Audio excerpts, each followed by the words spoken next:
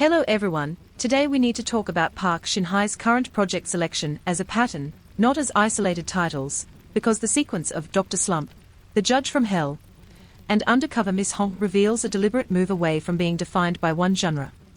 In 2024, Dr. Slump placed her in a story about burnout and emotional recovery. Later that year, The Judge from Hell turned her into a demon-linked anti-hero, and by 2026, Undercover Miss Hong moved her into retro workplace investigation and comedy.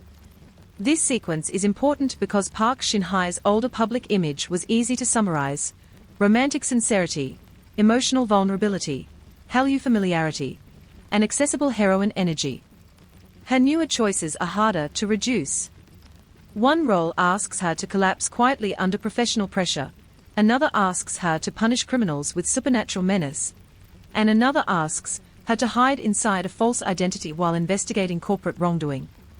That shift changes the way audiences argue about her.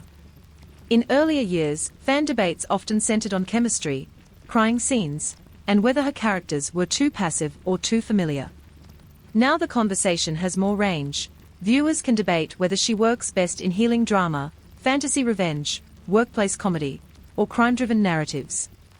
That is a healthier kind of public conversation for a veteran actress, because it means her career is no longer trapped inside one question.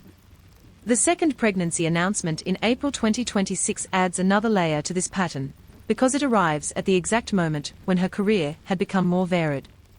Instead of stopping after a single comeback, she had built several different screen identities, making the question of her next project more intriguing rather than less. So the most interesting Park Shin-hye story right now is not simply family, not simply ratings, and not simply nostalgia. It is reinvention under real-life conditions. She is proving that an actress can marry, become a mother, return to leading roles, take genre risks, and still remain central to public discussion. The question now is whether her next chapter will deepen that reinvention, or turn it into a completely new standard for Korean actresses of her generation.